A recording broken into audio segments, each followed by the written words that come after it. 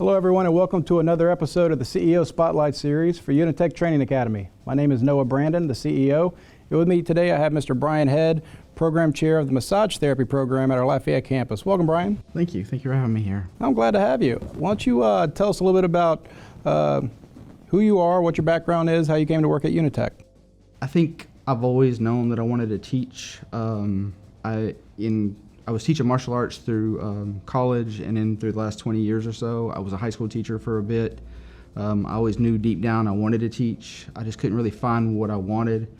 When I was going through massage school, I really fell in love with massage, and so coming out of massage school, I really was hoping somewhere along the way I'd find some way to be able to teach massage.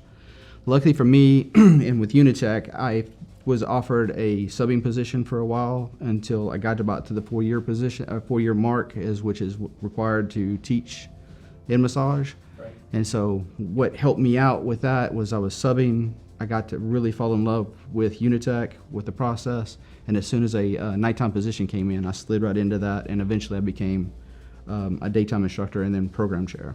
Well, that's really cool. It's a great progression.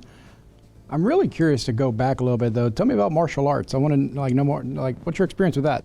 Well, during my senior year of college, I was trying to find something for me, and so I started doing an art called Aikido, and then later on with Judo that was along with that.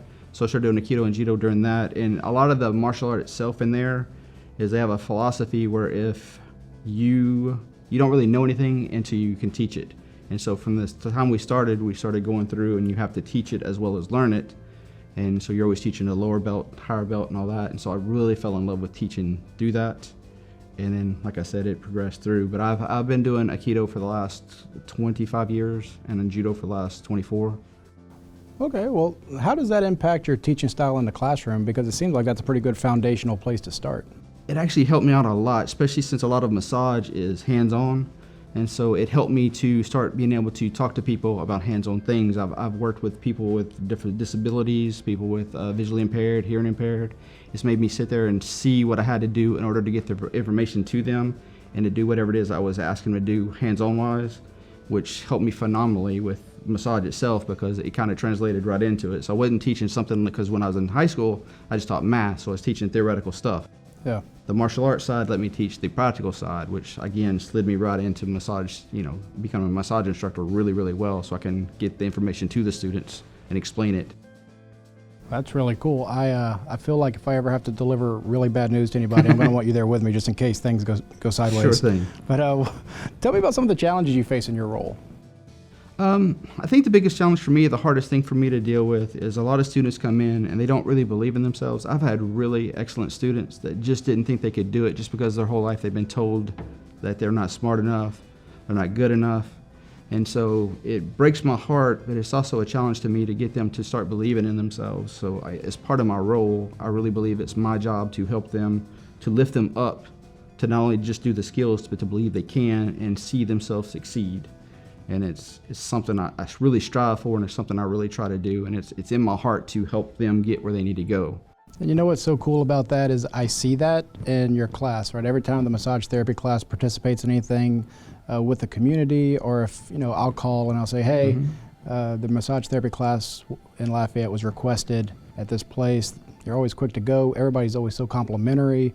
They're very professional, and I know that starts from you and your approach to how you deliver education.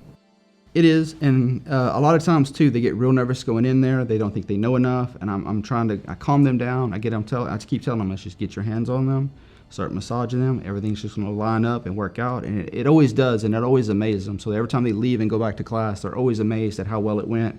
They get compliments. They're like, I can't believe I got a compliment. I can't believe that this went so well. I didn't know I was as good as I was, and it's just You see the build up, and you see their confidence start stacking up, and it's just amazing to me. That's so good. What you're teaching a lot of things, right? As you're going through a lot of techniques, you're working with a lot of different personalities, and you're seeing people progress constantly in their skill set. What does success ultimately look like to you? Success is always the same thing for me. There's a couple of different things. The thing is like to see their confidence build up, but the thing I love the most is right after they take their MBLEX, they call me. And when they call me up and say, I passed, and I have them crying, I have them laughing, I have them screaming, and it's like they just sit there and say, "Thank you so much. I never thought I'd get this far." You know, sometimes they tell me I changed their life.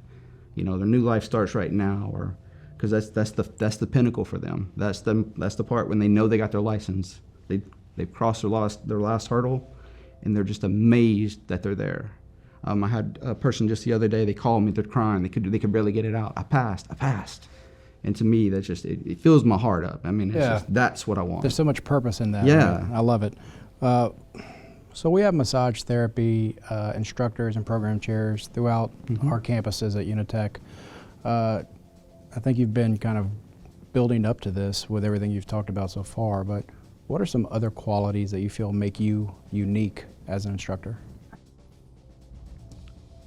Part of it is my background. I've got a various background because I've done different jobs. So I've seen, like, I've ran businesses before. I've seen that. I've done martial arts. I've done the hands-on side. I love to learn. And so the big thing for me is I go out and search information. So when I go and find information, or I go learn something, or I get new certifications, I love to bring that in the classroom. And so I'm always trying to learn. I'm always trying to pick something up. I'm trying to learn something new. I've got various certifications in my background, like hypnotherapy, things like that. And so it helps me to interact with the students. It helps me become a better teacher. It helps me to teach them new modalities or new skills. And so I'm always trying to learn. And I don't know if that's completely unique to the rest of the people in Unitech from the other instructors, but I know it's something that I strive for.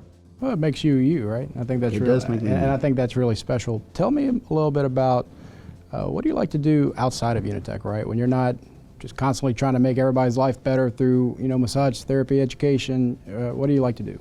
I like to read a lot, but again, that goes back. I like to take different classes. I do like to put myself in a student role a lot, and it helps me too to remind myself that the students coming in, what a shock it is to walk into someplace brand new, especially being introverted like I am. Right. So I'm very introverted. I'm good in front of the classroom, but when I get around people, I kind of come in a little bit. So I'm putting myself in positions like new classes, new things, so that I'm aware of that. And like I said, reading's a big thing for me, and I really like to cook. I like to cook around the house. I like to fix my kids' stuff. I like to try to figure out how to cook things and make things. And that's cool. I've tried to get into cooking myself, and I think I'm up to like 8 or 9 gumbos now, so I'm trying to like progressively get there.